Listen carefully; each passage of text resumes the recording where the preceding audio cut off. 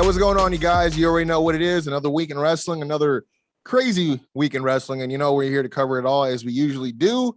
It is myself, Quincy Jones Go, the wave god himself, of course, Mac Lowe, and of course, the educator, the dog owner, the overall better writer for WWE that they don't have on the squad, Brian Andrew. This is a flow show. What's going on, guys? I wouldn't release Keith Lee, so he's already giving out gold, bro. Yeah, man. It's let's get into it, man, because and it's crazy because someone did a side by side by the 2020 list and the 2021 list, and it's not a huge glaring difference, but you see the uptick in wait a minute, there's a lot of people, the names on here that shouldn't have been on here. You know what I mean? Right. But then you also look at the 2020 names and see how many names of those names that actually were able to kind of pivot to something different or kind of make something other name again. And it's like maybe 5 out of 60 names. You know what I mean? It's crazy, dude. But if you guys haven't known yet, obviously there's been another rash of releases in WWE. This is crazy, bro. I'll just go through the names, because some of these names are just when I heard, I was like we were literally getting ready to jump into doing the Quincy Jones show. And my brother, his face is usually buried in his phone because he has screenshots and news too. But he was just body language was off. And I'm like, what's going on? He's like, dude, I don't know if this is real or not. I only saw Brian Alvarez tweet this. I haven't seen anyone talk about this yet. I'm still waiting. I'm like, what do you mean? They're like, there's a bunch of releases and the names on here. I don't, hold on, let me wait. Because he didn't want to report it if it was fake. You know what I mean? Right. Because it said 18 wrestlers. It's crazy. And then when you look at it, they only released technically 2 from, or I'd say technically 1 from the new NXT side of things, but there were some NXT people on there from before. But Grand Metalik, Lindsay Dorado, Mia Yim, Eva Marie, Harry Smith, which I guess unbeknownst to me, he had been prepped for a return with WWE. He was signed, sealed, and just waiting to do something with him. I'm like, that's weird how you just let him chill on the sidelines. B-Fab, obviously. Frankie Monet, Ember Moon, Scarlett, Oni Lorcan, Trey Baxter, Jesse Kamea, Zeta Ramier, Katrina Cortez, Jeet Rama, and obviously the 3 big names here, Nia Jax, Karrion Kross, and Keith Lee. Can I tell you guys a little story? Story time with Brian Andrew, baby. So that same day, I was in Oxnard with my wife because we had to go do some Oxnard stuff. represent. And we had to go to a Walgreens to take passport photos and do other stuff. And I was walking around the store and I saw a Keith Lee WWE action figure. And I was like, man, which is big. I was like, I'm looking forward to when he's a free agent. And that was just that was my thought. I was like, I can't wait till he could go somewhere where he can work and be better, be booked better. Not worry about this bullshit, right? Yeah. Right. And then literally we're on our way home and I get this notification of all these wrestlers being released, and Keith Lee was one of them. And I'm like, what did I do? I was like, did I manifest this? did I help negotiate his release? I think I did. Yeah. Vince McMahon's in my brain. And he's like, get rid of him. Hey, that's good shit, pal. It's a weird situation because I've been hearing a lot of different things going on. So obviously the whole budget cut thing, that's what everyone's saying, right? I'm trying to sift through all this fucking news. So look, how much more of the budget do they gotta cut? Bro, see, this is the thing. They obviously just left Saudi Arabia with a big bag, right? And then the other thing is simultaneously, while this news is breaking, they are funding actively at the same time a UK tour. So there's people that are keeping their jobs working in the UK while other people are at home. So you have money to secure the funds for this UK tour. But for whatever reason, we we got to liquidate more. We got to make some more room in the. But for what? What are y'all finna do? I don't know, Who are you man. guys trying to bring to WWE with all this Fetty, bro? I don't understand. Like, I think they might be trying to sell it. but like, you think they're trying to? They're trying to get rid of some. And the thing is, like, I'm not gonna lie to you. If I was, the thing is, we're invested in these wrestlers, right? And we're invested in what's going on. But Nick Khan is not. And if I was in Nick Khan's shoes, there would be he seems like he's an ass, but like there's moments where I would probably be like, well, if you guys can't get these guys over, then why are we keeping them? Like, so like that's the thing with a guy like Nick Khan, whereas he is great for the network setting and what he does. When it comes to understanding the wrestling business and the nature of that, he doesn't understand because he's not part of it. He's not acclimated to how that stuff works. And it's easier to say that when you look at someone like, naturally in sports teams are like, yo, dude, we just spent a lot of money signing this kid and he's not performing. I think we got to cut him. But that's not how it is at WWE. You know what I mean? There's immense ways for room for them to get better because they have the PC and stuff like that.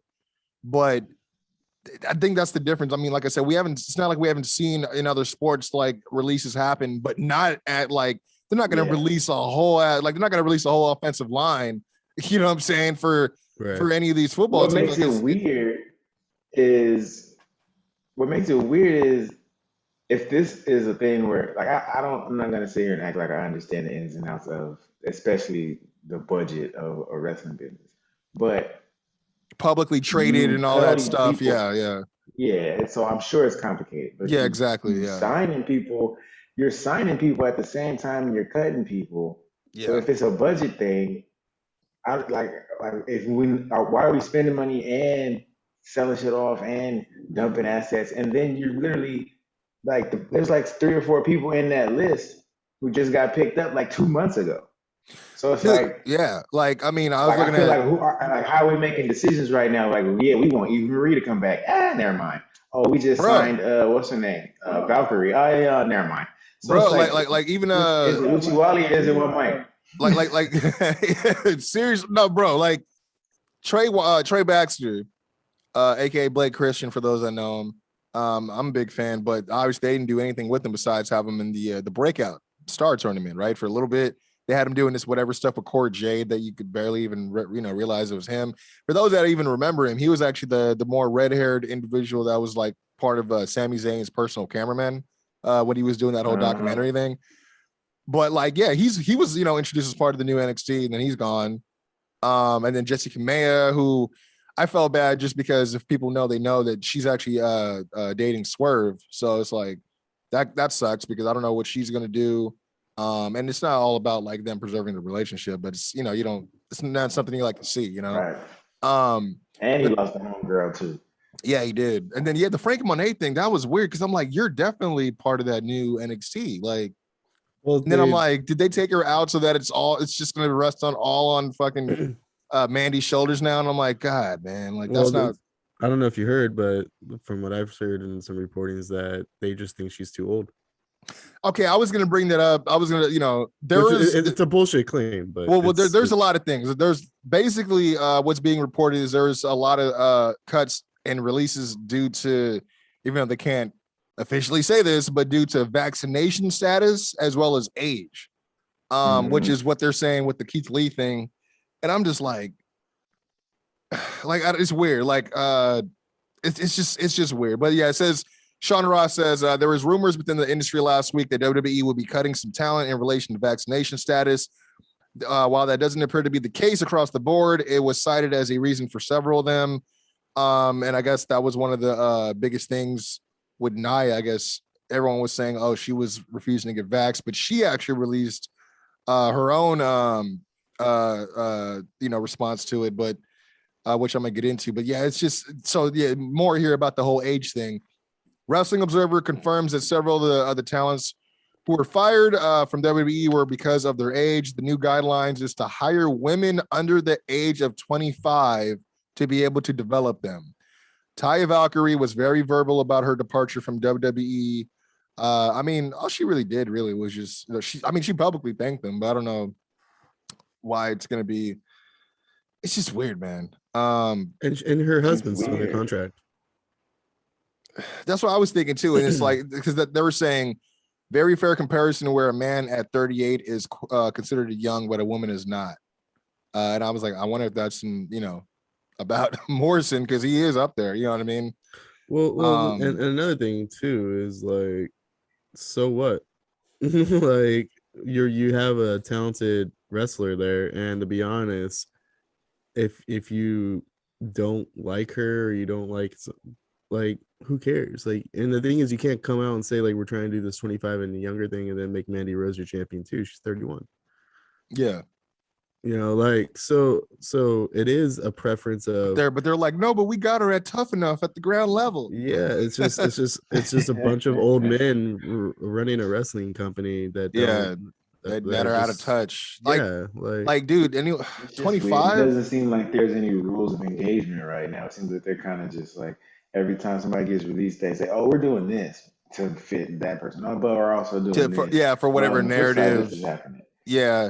Yeah, so it's hard to. If I worked there, I would be like, "Yo, like I don't know, like you could be Intercontinental Champion and end up on this list at this point." Like, who knows? that has happened. I mean, former like it's crazy because you look at Karrion Kross, Keith Lee. They didn't release Adam Cole, but they let him leave. You got also Andrade. I'm trying to think of another name, but all former NXT champions. You know what I mean? Aleister Black. Thank you. I mean, it's just like arguably like some of the best champions.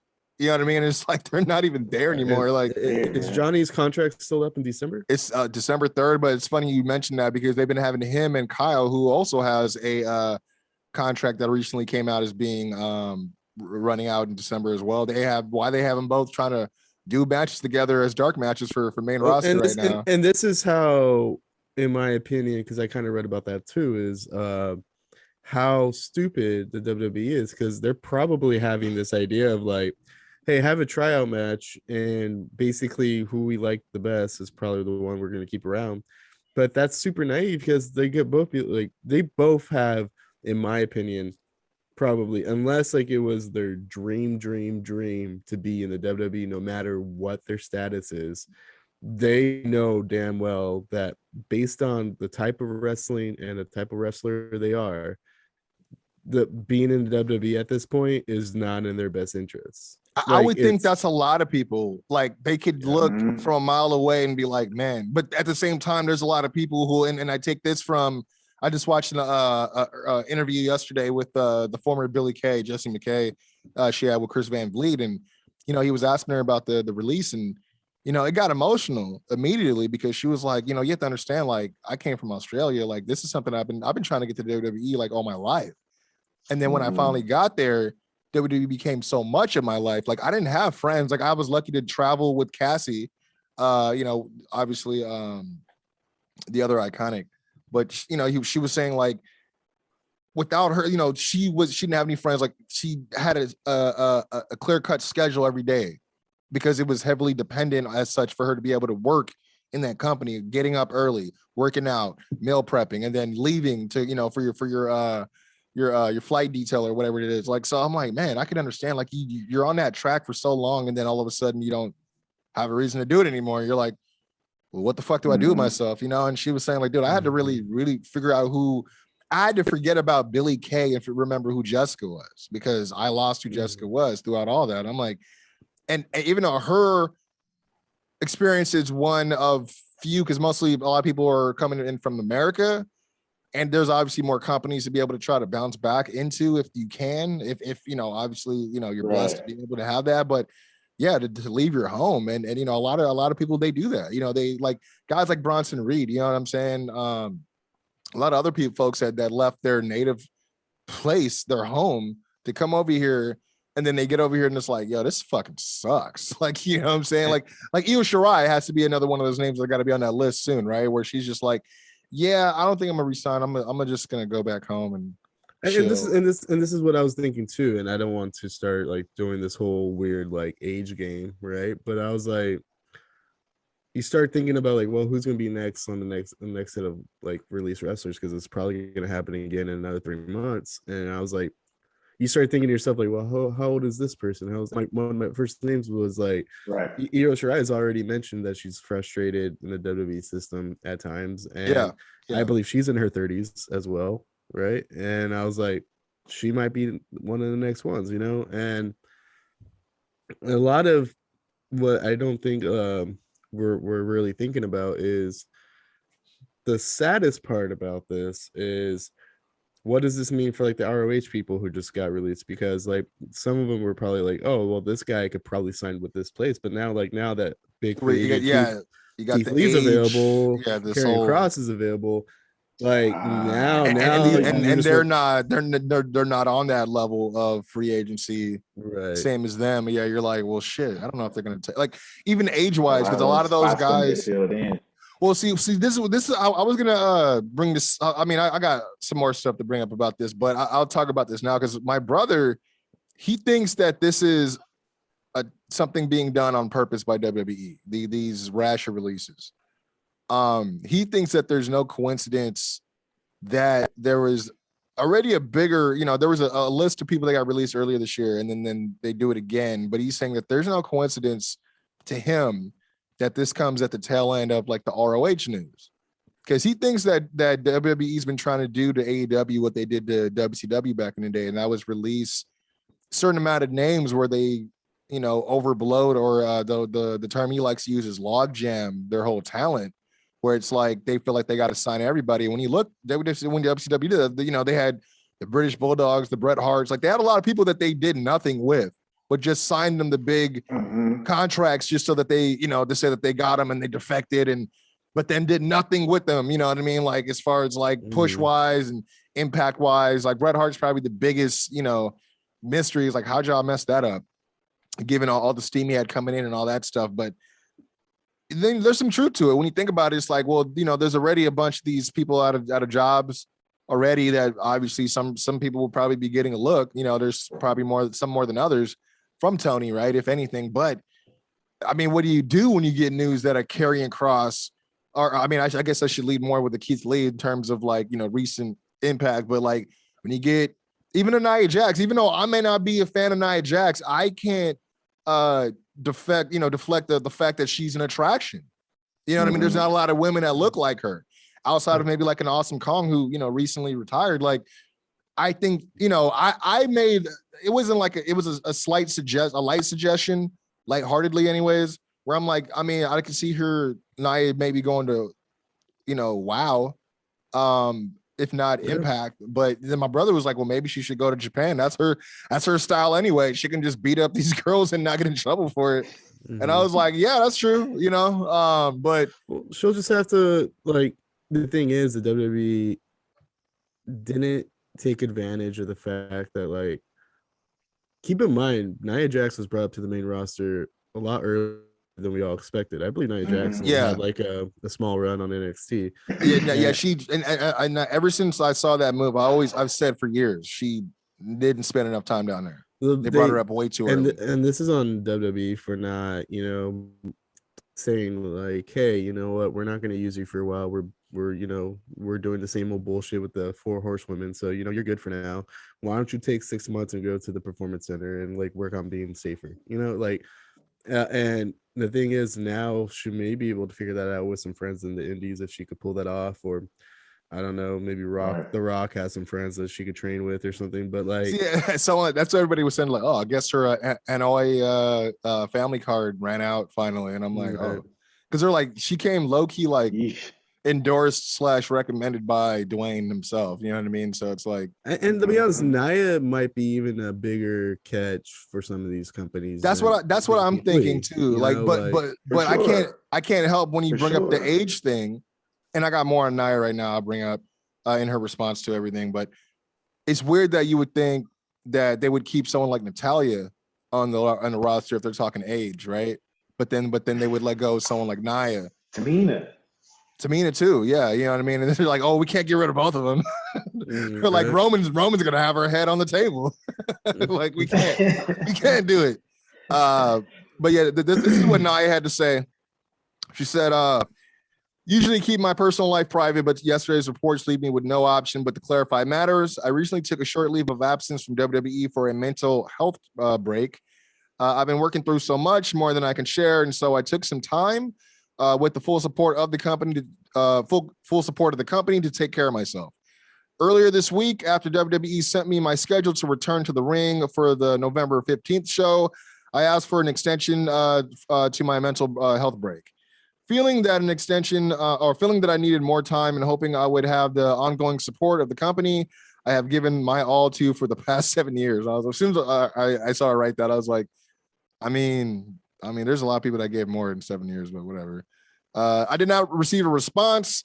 The next I heard, I was being released. My vaccination status was never mentioned. I wasn't given any choices or options. And the reason I brought that up is just to say, because, again, there was reports earlier that vaccination was part of the situation. The only reason why she comes up in that is because she's been vocal about not, being anti-vax, but then so is Sasha, but they're not going to give it to Sasha. You know what I mean? Well, and I think that's also a thing, right? Yeah, the Sasha stuff. If I could, yeah, I was gonna say, because this clearly shows that I don't think she is vaccinated, because most people who are vaccinated usually say, "Yeah, I'm vaccinated." No, she's not. She's definitely not. She put out a post saying that, like, God made my body and He's going to protect it, type of thing. Because there's been stories, I think Meltzer, for clarification, we're not judging her on that. That's her, Yeah, it's just like, I believe they said like 5 mystery people of this list, and then they're saying, like, even Meltzer even said there might be even more, that one of the reasons they got released was because of the vaccination thing. And so some people are trying to speculate who it is. Now I was like, this officially says that, like, no, it's probably one of those people.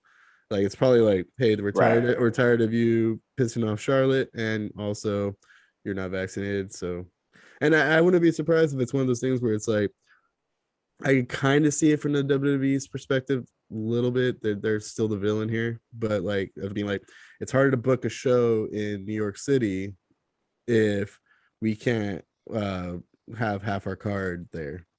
It's right. But I don't know if it's the same rules as in the NBA, because in the NBA, Kyrie can't play there because the team that's true. It's based in Brooklyn, so he can't go to work for his team in Brooklyn. It's a little different, yeah. But Bradley Beal, who plays for the Wizards, could play there because his team is not from New York. See, this is what I didn't even think about that portion of it, but you would have to expect. But then again, I could be wrong at this point, because I forget they've got rid of a lot of people. I was gonna argue, well, even if some of their, a small list of people can't make the New York show, they have a whole long list of roster that they're not doing nothing with. But I was like, oh wait, maybe they don't. Maybe not anymore. They don't. Exactly. I started thinking about it. I was like, it's possible that the only roster they have right now is whoever they got drafted in the on TV. You know what I mean? Like, and I could be wrong, but I believe they have a big pay-per-view coming up that's going to be at the Barclays Center. Yeah, it's Survivor Series. Is that it? Survivor Series? Is that Survivor Series? Well, they've said that Survivor Series is supposed to be in Brooklyn.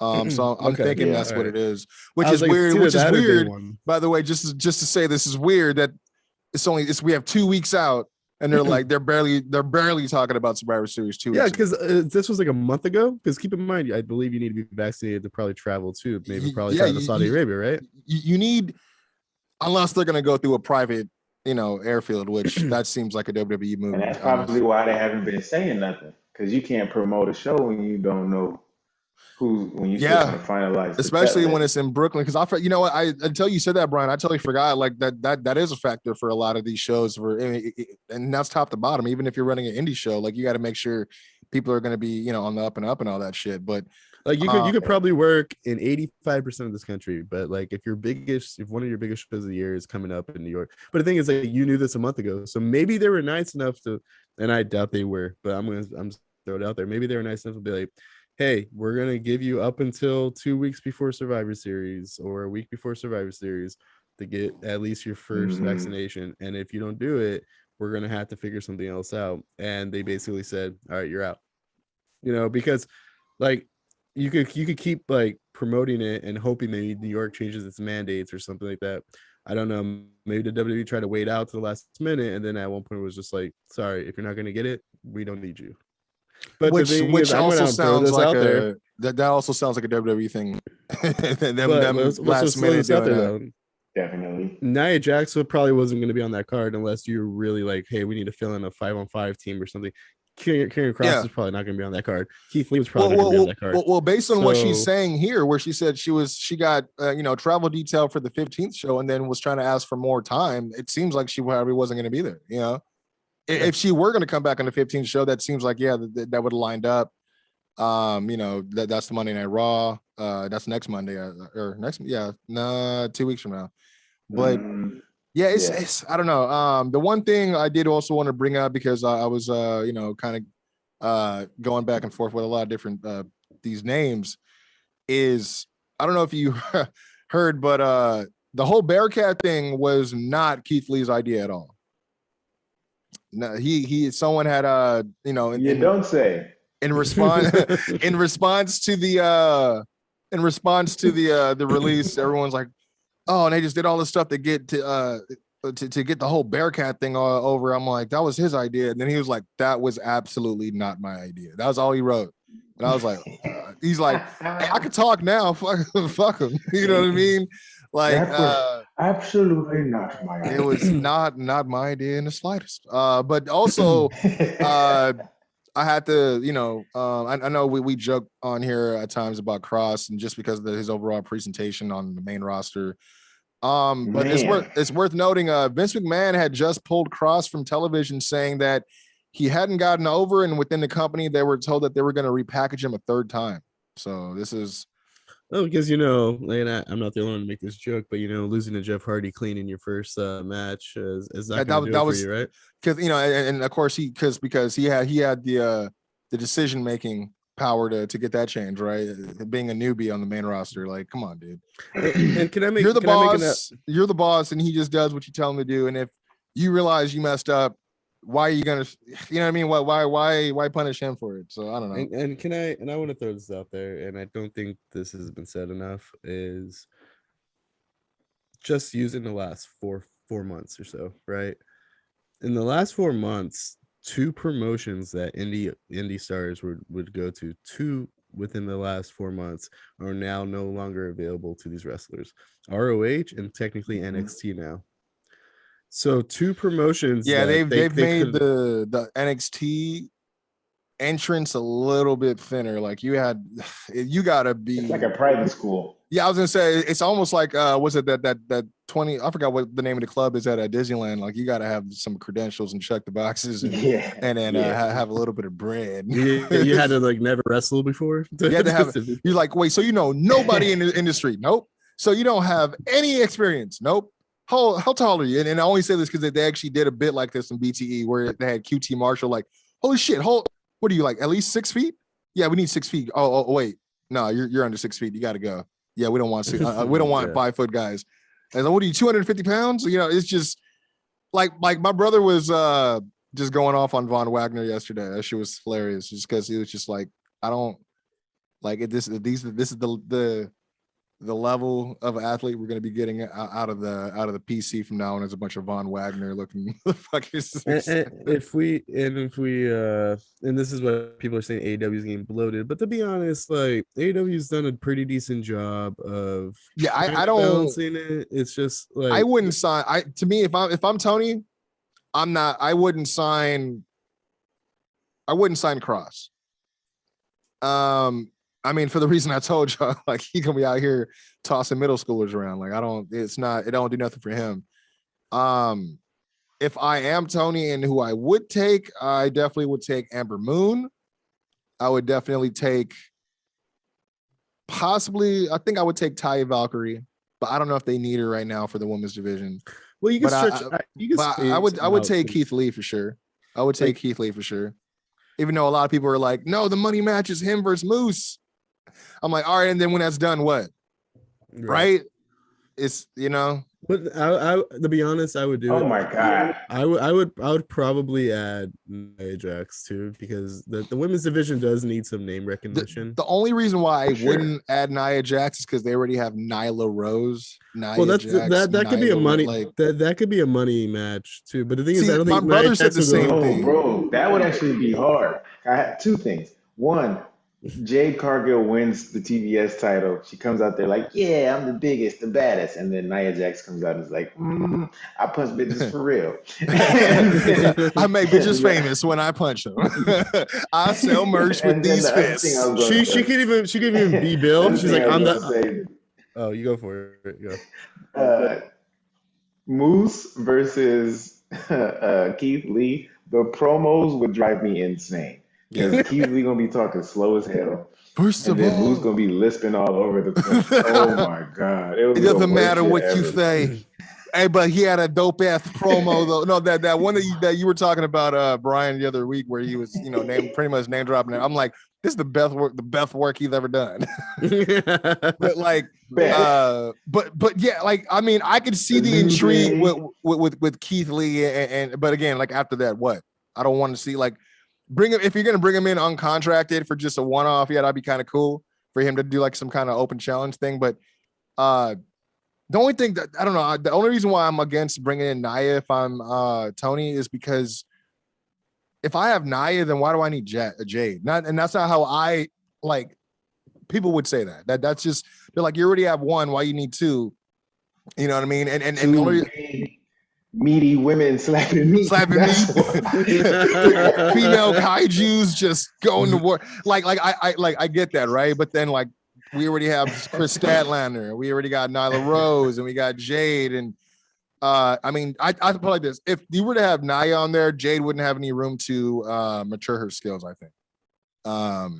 But you could also build. First of all, Nia Jax would probably have to change her name, and so, but you could even bill her as the unsafest worker in wrestling, or like I'm the unsafest wrestler. And then Jade's like, hold my Mark Sterling real quick. I've been known to slap me. Samoa Joan. There you go. But you could even have Britt Baker, because the thing is, comes out with a towel and shit. like you just named a bunch of AEW wrestlers, but the thing is, like, if I'm being honest with you, unless I'm watching AEW every week, and even some people who watch wrestling are not watching every single thing that's going on, or they're not watching Dark or Elevation or anything like that. Like we're not 100% invested in some of these. But the thing is, like, regardless if we were not invested in Nia Jax, we were forced to be somewhat invested in Nia Jax for the last 7 years or something like that. So you bring her in, and people know who she is. She knows who she's related to. Everyone knows the face, and now you're probably going to start seeing these random references to The Rock saying like Nia Jax doing an AEW, and Vince will be mad at that, but it's like, I do believe, like, for example, if AEW and Keith Lee, it's not going to AEW. It's just signing Keith Lee. But I do believe signing Nia Jax, Ember Moon, and Taya could booster this women's division that just seems like they have a bunch of for example, I'm not gonna lie to you, Tay Conti is one of my favorite women's wrestlers, but she was bottom tier NXT wrestler for such a long time. Yeah. Like granted she's getting spots now, but I don't think she's got herself up perception wise yet. You know what I mean? And I do believe the division should be booked around Britt Baker and Thunder Rosa. I believe those are the two top wrestlers in the division. You could bring Serenity in there and like mix. Yeah, she's been really coming into her own. Yo, that's another name that actually she was a trainer for WWE, got released, and then now she's like doing her best work as a wrestler on AEW right now, which is just. I just think like the women's division is something that I think like you could just bring anybody the hell you want in and make it work eventually. And like if you had the thing is, they haven't figured out who their 5 to 6 women's wrestlers are that are like legit title tenders. They just have people that they go, this month let's try Ty. This month was tragic. That's literally how it definitely feels that way. Like, oh, who do you think we should give a shot at Britt this month? Like, and then they'll try to figure out some way to tie something into it. Yeah, it's much better than it was probably. Yeah. 6 months ago. But like for example, in my opinion, they wasted Sheeta's run. Like I mean, she's one of the best workers. I give her props because of what she had to do, but yeah, it essentially was like she had good matches, but yeah, like but in front of no one, yeah, it doesn't do anything for her. Yeah. So it's just one of those things where it's like bring in Nia, and you could, for example, Nia says she has a mental health break, so she doesn't have to debut next month. She could debut in 5 to 6 months. You could even secretly sign her under contract. One thing I was going to bring up though is, do you think her vaccination stances would be an issue there too? You know what I mean? Because AEW is more likely to be in states that don't care. You think so? I mean, because they do the occasional New York show. Yeah. But to be honest, they are usually in Georgia, Florida. They're in the South. They eventually come up to Chicago, but I don't think Chicago has a vaccine mandate yet. I don't know. I'm not too sure. I know they were in Missouri this week. They were in Boston last week. We haven't had a dynamite in California, So no, dude. Yeah, we haven't had anything on the West. And then I think yeah, I mean, the closest we get is what, Double or Nothing in Vegas, but that's not until next May. So I don't even know how it's gonna go. If you are maybe that is something like, hey, I'd like to bring these people in. And the thing is, AEW is in control. They're the only promotion where you could really go to, like, outside of Impact. Because like the thing is, like, AEW could just wait it out. Like, they're like, where are they going to go? Back to the WWE? So it's not like you have to go and sign these people right away. It's I mean, especially there's no ROH. I don't know how New Japan is right now with the overseas signings. I know there's the American New Japan Strong stuff going on. So I don't know. Yeah, it is interesting because the options that were viable a couple years ago, yeah, they're not as much. I mean, it is interesting. The only thing I was wondering, I was kind of curious, conspicuous by your absence, Mac. So you're saying that as AEW, as Tony Khan, you wouldn't sign Mia Yim? Is that what you just said? No. He's like, he didn't say that. Tell me he didn't say that. Well, if like I don't have anything against Mia Yim. It's just she doesn't do anything that sets her apart from the other. I mean, would she be a good addition to the women's squad? Yeah, but I mean, like, what, just team her with like Red Velvet or somebody else or something? You know what I mean? Like, I don't.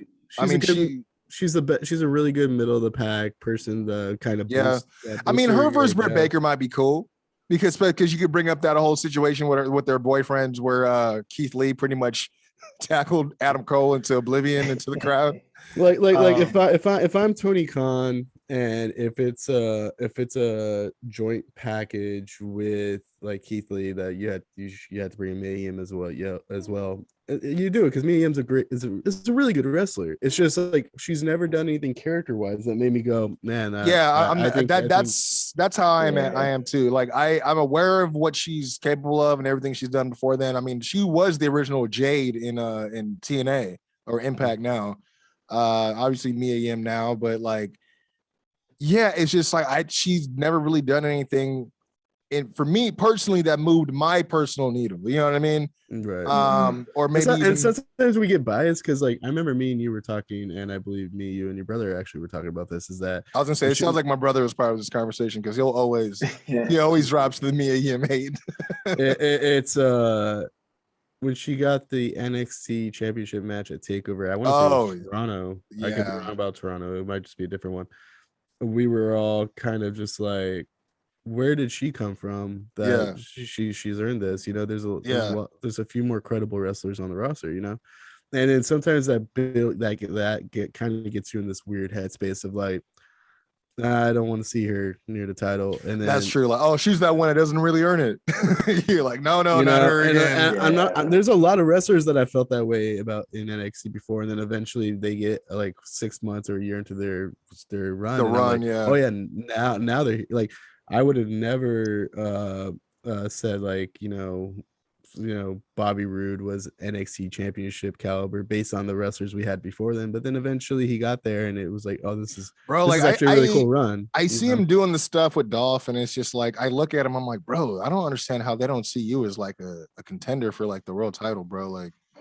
Like you should know that if like, oh, we want to pair no, that's totally fine. I mean, difference of opinion. I mean, when he did his Impact run as a solo guy, it was really good.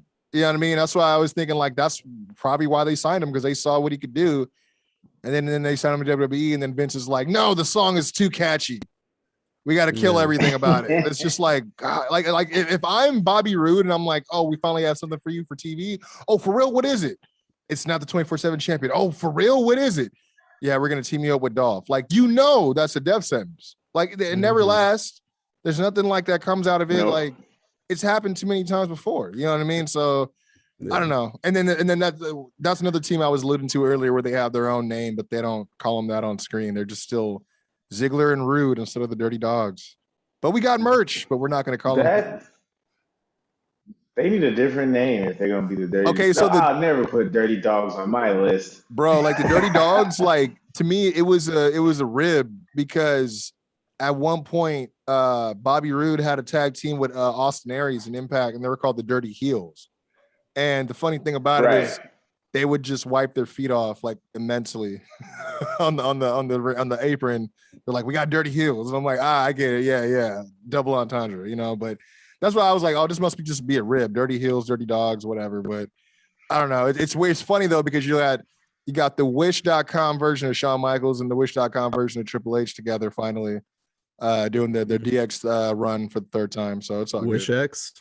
Yeah, it's just it's so like I don't know, man. Like I got 2 words for you. Bite me. Like it's it's like totally like that. That's not it.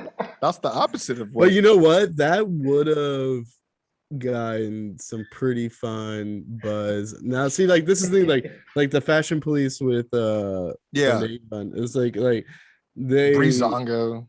Yeah, they could have like the thing is that they weren't like in the title picture, but they were the most interesting tag team on TV for a while. Like you could have done like Wish DX with these people. I'm pretty sure Triple H and Shawn Michaels, even if they didn't co-sign on it, but you could have had them be like this, like, and then when you finally do those episodes that are Raw Retro or whatever the fuck they're called, like you could have DX confront them, like, and stuff like oh, you guys up in stealing our shit. Yeah, like if they're just like this whack ass version of DX instead of just being some no-name tag team, like which and then when they do it, they're like, oh dude, I'm sorry, we were just running around acting like you guys in 2000 whatever, you know what I mean? Because everyone always hates that run anyways. But I was gonna move on a little bit here because I know we still got to discuss the ups and downs, the rises and the lows of the flow chart. But before we get there, I did want to bring up a few more things. We talked about Ring of Honor. I don't know what's going on in Ring of Honor. Obviously, I believe they're looking to sell, and they should be selling because rumor is that they are in $12.5 million of debt currently right now. So how they cover that between now and April for SuperCard, I don't know. And then even then, who do you retain for that card when no one's technically under contract anymore? I don't know how it goes. You know what I mean? I don't know if that's another obligation on that contract or what. There's a few free agents now. If they don't sign anywhere, that you could just like, hey Keith, you want to? Well, Keith, I was gonna say Keith Lee has ROH experience because that's the first thing I thought of. But then I was like, oh fuck, Ring of Honor's gone. Because him and Shane Taylor had a group before, you know what I mean? And Shane Taylor obviously has gone on and done his own thing and made a lot of noise with the Shane Taylor promotion stuff. So I was like, oh, that might be cool if they actually, connect again. But I was like, but Ring of Honor's gone. And I was like, fuck, I didn't even think about that. You know what I mean? It would be kind of cool if Tony Khan bought ROH, but didn't necessarily make it like it's like AEW didn't buy ROH. Like it wasn't like Vince McMahon's WCW. Yeah, it's like the Tony Khan buys ROH, but still ROH still does their own thing. And then they can run the angle. And then he could just like, hey, I'm dark guys / some of these Ring of Honor guys that they want to sign with us, and the new guys that we have, and you guys could do Ring of Honor over there, and then eventually we'll do some. We could do. Yeah, I was gonna say they could do some cross.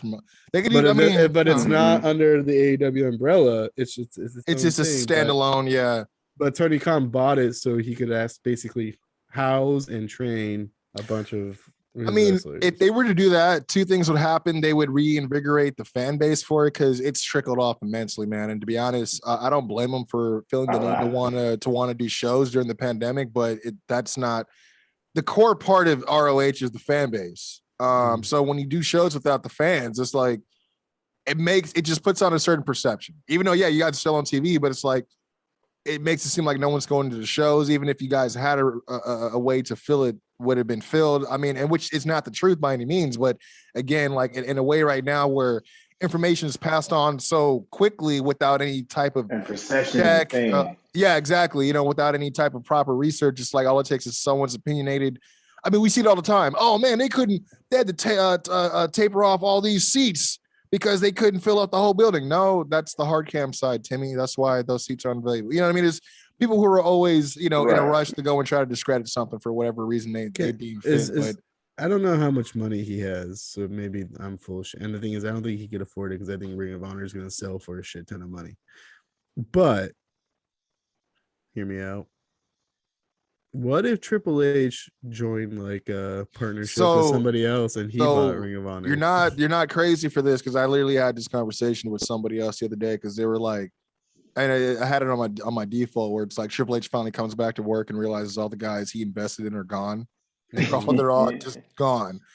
And I was talking to a friend of mine about that. I'm like, dude, I'm not saying that. He's like, dude, what like what are you gonna do? Take NXT and succeed from WWE and just be its own thing?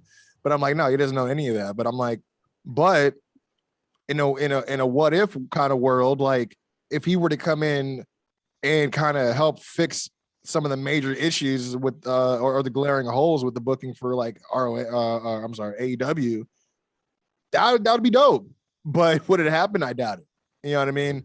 But if it was a situation like that where he still wanted to kind of get his indie guys, he still got that thirst and hunger to get the indie guys over, which most of them came from Ring of Honor anyways, and obviously Evolve, which I don't know what the fuck they're doing with Evolve. It's just at a standstill. And in the past too, like the thing about NXT was like we're building these future WWE stars, but it ended up becoming that's not the case anymore either. So like doing ROH where you're like, like ROH is just ROH, and Triple H went in with like, I don't know, like some. I would say it was probably more William Regal that went in, but yeah, because he definitely was going to the indie shows and was like, oh, we could do something with him. Like, right. But like, if that means Triple H loses his job in the WWE or something like that, but like something where he comes in with a business partner, who actually has the money to pull this off. And he's the one who runs imagine ROH. it's maybe it's Shane. Maybe Shane finally had it. He's like, you know what? Fuck it. I'm tired of my dad. Yeah. It says McMahon on the contract, but no, imagine if it's different. It's like it's probably not gonna happen, but yeah. Yeah, but I can imagine it's like it says the last name Khan on the contract, but it's not Nick, it's Tony. It's like just redo that whole thing. I do feel like because like let's be honest here, like what's Triple H gonna do now moving forward? Watch his heart health. I mean, that's all. I mean, what's he got to do now? I mean, especially when you got Sean already kind of like filling in for him right now, on top of what he already does. Like, I don't know, man. It's been weird. A little bit more of WWE news here. AJ Styles, who hasn't been on TV. This is weird. Because I had to write it down so I know how to say it correctly. He's currently out with what they're calling a, quote, non-injury related medical condition. And when people were asking like what that could possibly be, it started coming in. Oh, maybe it's hair plugs. Maybe it's a vasectomy. Maybe it's, I forgot what else they said. But like when you think about it, it's like it's either diarrhea or it has to be something that's like, like a sickness keeping them away. Maybe it's stomach flu, or maybe it's an elective surgery. You know what I mean? I don't honestly. Do they have to disclose if it's COVID? I think they would say it is because I mean they already did. They did it before with Pat McAfee, unless Pat McAfee is the one that said it, and they were mad that he said it before he had it. You know what I mean? Right. Because we've seen it before, like Steve Cutler, which he's not like he's that huge on the totem pole, but he was part of the Forgotten Sons.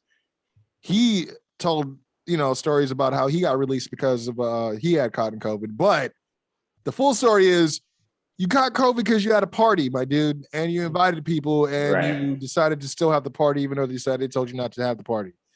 So, you know, I'm not going to get into that, but I bring that up just to show the case of, you know, they've definitely have done certain things like that before, but I don't know. But the AJ thing is kind of weird.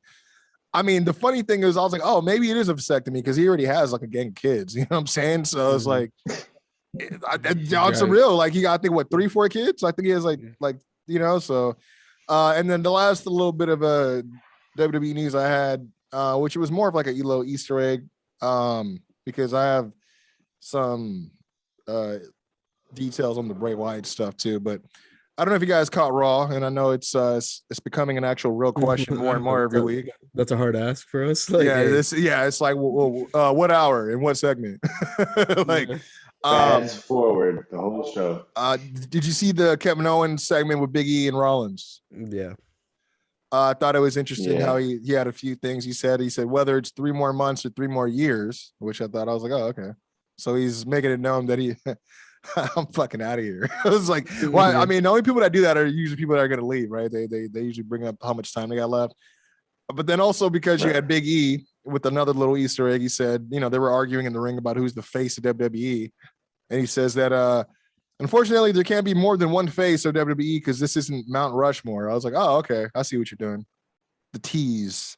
I'm like, I wonder if WWE writers even knew what he did there. You know what I mean? Like, they're like, oh yeah, there's 4 guys on Mount Rushmore. That makes sense. Like, no, it's deeper than that. We're all big E fans here, but let me ask you this: this is a hot take question. This is a hot take question. This is a hot take question. Would you be mad if Big E temporarily dropped the title to Seth Rollins so we could get Seth versus the Shield? I mean, the Seth versus Roman at Survivor Series, and then Big E could get it back the month later or something like that. I don't know. I what I can say is that I feel like if he were to lose it soon, I don't know if a lot of people would be mad about it, but that's not how I feel. I'm still trying. That's the thing with WWE. They'll put the belt on somebody and then they fail to continue building them up as championship material.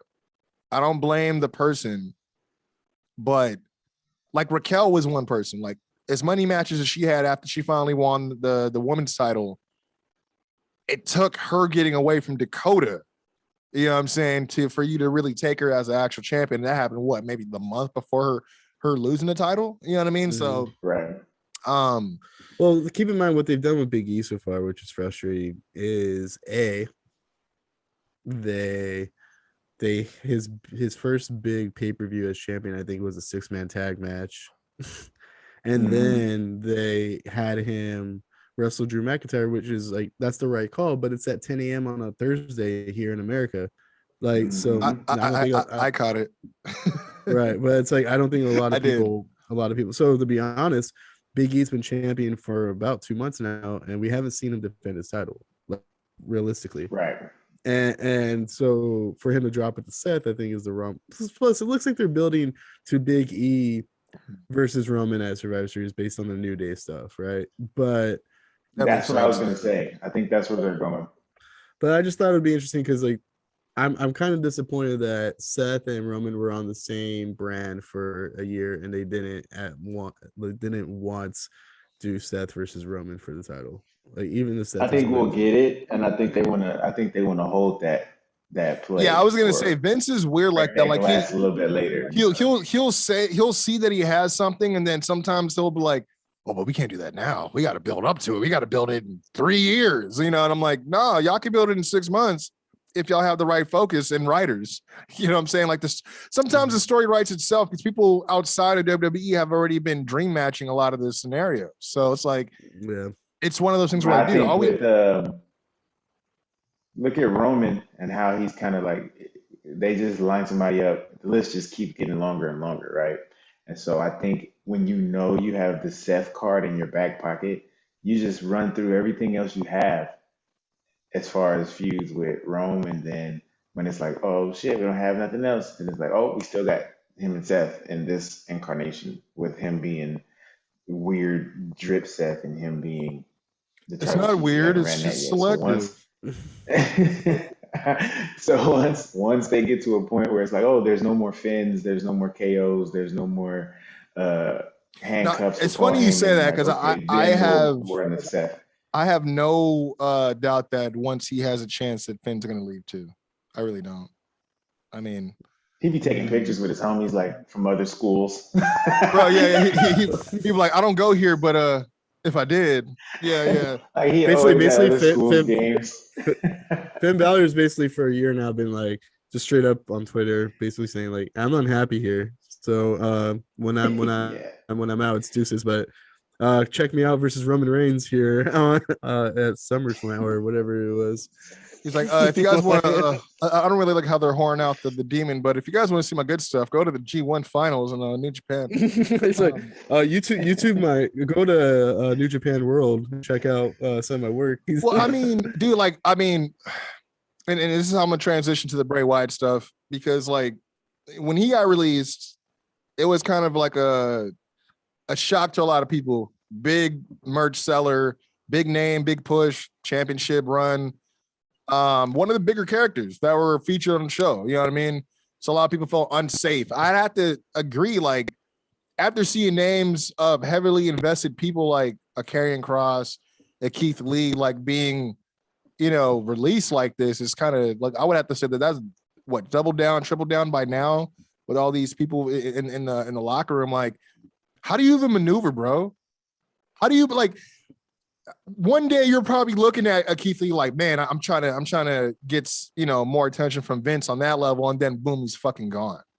Mm-hmm. And then you're like, yo, if I was him on that level, that could have been me if they felt like I was expendable enough. Like, I don't like it. To me, I feel like there's no conspiracy about why there's a correlation between the mental health stuff and former workers or people who are current workers on WWE with the environment, this working environment that they create. It's just, I can only imagine, man. But I just wanted to bring that up because Windham, as he's going by now, seems like he's going to be doing some talking soon.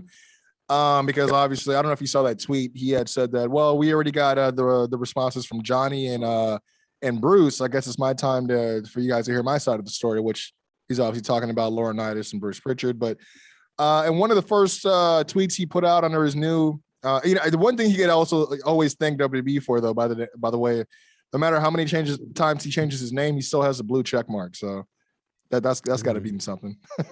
But he tweets, "What do we do now? We wait for the right place. We wait for the right time. Then we turn Rome to ashes, groveling in the muck of avarice," which is a quote from Jake the Snake Roberts. It says, "I believe in you too," which there was a few things. I was thinking Rome and all that. They always liken Cody Rhodes to Caesar all the time. And fucking, I don't know. I was like, maybe that was a little thing at that. But then he quotes Jake the Snake Roberts, who's, with AEW. So I thought that was kind of an eye opener too. But I don't know. We'll have to wait and see. Why do people gotta try to get all deep when this happens? Like, you don't gotta talk in metaphors, dog. Just be like, hey, I'm looking He's like, for a shut good up, I'm still in situation. character. You don't have a character anymore, Windham. What character? There is no character. And like the phoenix, I will rise from the ashes. Like, are you tweeting Ultimate Warrior promo? No, honestly, bro, like, it's like, yeah. This rocket fuel and all this good shit, but this Pop-Tart. If I was on the phone, it'd be like, bro, just call me when you get here. Like, I don't care. He's like, bro, you doing all this? Just text me, bro. Just text me, bro. Just text me. He's like, this Pop-Tart is too hot. He's like, fuck, what does it mean? But it burns the roof of my mouth like layers of lava in the Earth's core. It's like, whoa, calm down. It's just a Pop-Tart. Get some water like a normal person. Relax, man. Oh, man. Relax. That's all I really had for news. The only other thing I wanted to bring up, did you see that weird shit that happened as a result of Kalisto, now Samurai Del Sol again? He tweeted something about Brody Lee, called him John, but spelled his name John, the more traditional way of how spelling it. And Jericho like tweeted at him like, you spelled his name wrong, right? Which to me, I'm like, that's a text or a DM at best. You don't need to tweet me in public. Yeah, dude. Right. And then further on top of that, then you got Brody's wife coming in with kind of like this was kind of a different side of her I didn't like, to be honest. Like I've been real supportive. I really love Brody. Definitely been one of my favorites. So, anytime she does anything, I've been, really supportive about it. Just seeing her actually get out and, having the kids, having fun and stuff like that is it's kind of fucked when something like that happens and not knowing how to operate in the next couple of months. But she's been good, right? But then she goes, because this is the tweet. He says, Samurai Del Sol, aka Kalisto, which that's a whole nother funny thing. Did I ever tell y'all I ran into him at Frankenstein's? He was maxed up. I'm sure he tells people. I ran into Quincy at Frankenstein's. Dude, he was like that fucking jerk. No, but it was like I had, I have a Quincy Jones show hat that I did. That's a rendition of the AW logo, and I happened to be wearing it that day. Then I run into this guy, and I just and I'm not gonna lie, it might pop you. No disrespect, but when I first saw him, I was like, oh shit, is that Phoenix? Because I just saw the tattoos and the mask. And then when I looked, I'm like, oh shit, that's Kalisto. And I remember walking by, I'm like, oh, what is going on, Kalisto? I just said what up to him. You know what I mean? He could look at me like up and down, like, you're wearing their colors. And I'm like, what the fuck is he talking? And I'm like, oh, my fucking hat. I'm like, really? You got to keep up kayfabe when you're not even on TV? Calm down, bro. You know what I mean? But then that's why I'll tell my brother, I'm like, you see how the beggars are choosers now. Now he's over here getting a job in AEW. Now he's wearing the colors. But no, he tweets, I prayed, talked to John, puts parentheses, Brody Lee. Before my match, thank you for showing me your home at AEW, giving me the strength and energy I needed today. Forever, you're in my heart, Hermano. And then Jericho's like, you spelled his name wrong. And then Amanda, his wife, goes, yeah, not an excuse to spell someone's name wrong if you're name dropping. And I just didn't understand that energy. Like, he was just trying to be nice, right? But at the same time, I'm like at that. I'm like, oh, look, it's my thing is like, do you know Kalisto personally? Or like, do you know him to be one of your late husband's friends? Then it shouldn't matter. But if you don't know him and he's doing this tweet and you're like, well, who the fuck is this guy? I can understand the stance, right? But that's what's so weird to me. I'm like, again, a DM would have sufficed. I mean, it doesn't take away from what he was trying to say. You know what I mean? I feel like unless, like, for example, like Brody seems like he was a really nice guy, but so I doubt this was the case. But unless like when he was around, he was saying stuff like, I really hate that Kalisto guy. If you ever see him, fuck that guy, man. Make sure you let him know. Make sure you let him know from me. I don't care if I'm dead. You let him know. Fuck him on sight. Yeah. Like, I doubt that's the case. So, but the other thing is like the reason why I think this was bad taste is because now you're putting him publicly in a position where he feels like he has to apologize for essentially nothing. You know what I mean? Like I felt bad for the dude because it's like, okay, you got arguably one of the bigger names in wrestling, Jericho, publicly calling you out for misspelling someone's name off by one letter. You know what I mean? Mm-hmm. And then you got the guy's wife, the widow, dropping shit on you. You're like, well, what do I fucking say now? You know what I mean? I think eventually he tweeted like, he just tweeted at Jericho like, sorry, my nerves got the best of me, Armano, haha. And I'm like, damn, that's one of those like, I don't know what else to fucking write, so I'll just write something that's like shaky and awkward to try to just get away from the situation. Yeah. I'm like, bro, what? He just debuted. You know, he ain't with AEW, but he's, he got a good look. Crowd was into it. I was surprised as much how much they were into Kalisto, to be honest.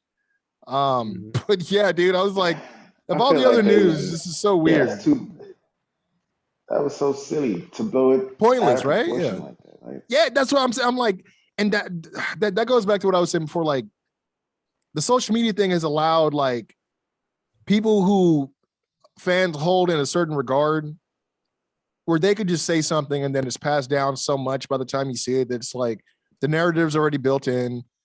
Like, bro, like if you were like at it, like I don't like, who's one of your favorite artists, Mac? Like who's someone that you would love to get a guest verse from? Myself. No. You said Hit Row. I would Hit say Row. Kendrick.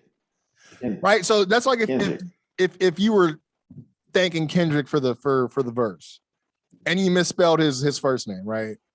I ain't gonna be like, right. Boo, you whack, you spelled his name wrong. He ain't paying no homage. Like, nah, bro. Like, I might hit you with a text, but it wouldn't even, it's not that deep for me to even, because I know what you meant. Now there's a difference because it's not that deep. I have done this before. I've been guilty of that before, but not in public. I've had a homie, I'll say he's my white homie, you know, he loves rap. Thank you. He loves it. He listens to NWA more than I do. So that's not me. I didn't know you had more than one white friend. That's not me at all. What do you mean? I never have Ice Cube in rotation. But he was quoting a Wu-Tang song one time online, and I had I told him, take it down. He's like, why? I'm like, because you totally did it wrong. Like it wasn't like he's misspelled a few words. He got the bar wrong. And I'm telling him like, right. And I'm telling him like, I'm telling you because people are going to come for you. And know what he does instead? He posts it correctly the way that I told him it is. And then goes, since Quincy Jones had to get on me about it, ha ha ha. And then I'm like, dude, I ain't gonna help you at all. I ain't helping nobody. I ain't helping nobody now. Like, yeah, I'm gonna let you make an ass of yourself and then be like, yeah, I don't know why you put that out. Go ahead, Mac. I feel like people spell my name wrong all the time. They put a K on there, they ain't no K on there. The low part, they don't know if it's LOW, like the word. People put an S on it. I'm like, that's a store, fool. People mess my name up all the time. People probably spell Quincy with a Q all the time. Bro, they spell no. I get this. I get KWENC and then another E and a Y at there. I don't know why I don't know where this other E comes from. All the time. Yeah, so it's not a big deal. It's not a big deal. My bad. I'm not your mom or your dad. I don't know how to spell your name. I don't know. Yeah, I mean, I would have did the same thing. But my thing is, this is like, it's the name John, bruh. Like, you know what I'm saying? Word. There's only 2 renditions of it, and you don't know. Like, I have a buddy named Mark. For years, I had him stored in my phone as MARK. And then one time, you know, he was like, I think I changed his picture just so I know when it's him or whatever. And I was just showing him what he saved as my phone. He's like, oh, bro, you got my name right. He was giving me shit, but like, you know, over exaggerating. He's like, no, bro, I'm just kidding. Yeah. It's Mark with a C. And I'm like, oh, see, I wouldn't have known that. See? And if all he's known him as is John, where he hasn't needed to spell his name, you know what I'm saying, ever. Like, how many times have you wrote his name? My bad, I never. Like, are you gonna text him his own name? Legal documents. But it's not like I'm a text Mac like, hey Mac Lowe, how are you today? Like, I'm not gonna text you your name if I know who I'm talking to, right? Like, also, can I see your ID? Yeah, I'm gonna need to see it. And I'm gonna need to see it. My voice just got really high. At least he'll get excited. And not to mention. And in summation, I have a bunch of names in my contacts on my phone that are spelled incorrectly, and I know that. Like, I just like. But you know who they are when they call, right? Yeah. I know who they are. Yeah, and that's the thing. I was like, you don't even and sometimes your iPhone autocorrects. Like, sometimes you're trying to put a different version. Like, 100% too. Autocorrects. Like, he did it right, and then they're like, no, I think that's H. And I think this should serve as the biggest example why Twitter needs to give us an edit button for Twitter, because people have been saying that shit for years, man. So it's like, I don't know. It's so weird because it's like all could have been avoided. Twitter. You know what I'm saying? Blame you, Twitter. I blame you, Twitter. And then the last thought I had was like maybe Brody called him Kalisto with a C, and that was just their thing. They just misspelled each other's names all the time. She don't know. Maybe she don't know. Maybe she called him Calypso. And like, getting back to your original point, it's not like he put that up to disrespect him in any way. No, you know, like, it doesn't take away. It doesn't take away from what he was saying. Like, you know what I mean? Like, if someone were to say the same thing about John Moxley, like, I didn't want to bring it up, right? But I knew we were going to bring it up for because of the chart. But if someone was like, oh man, John, John Moxley, I I hope John Moxley, gets the help he needs. Is Renee going to be like, you spelled his name wrong and fuck all your support? Like, Yeah. you know what I'm saying? Yeah, like it's like, thanks. It is. I mean, that's like when you get birthday cards from people you don't see, like family members you don't see all the time, and they misspell your name in the card. Mm-hmm. I still you gonna give back the $10? You ain't gonna give back the $10. I get Y's all the time in my name. Like they're like Brian with a Y, and I'll just be like, all right. Oh yeah. I knew what you meant. Yeah. You're like Right.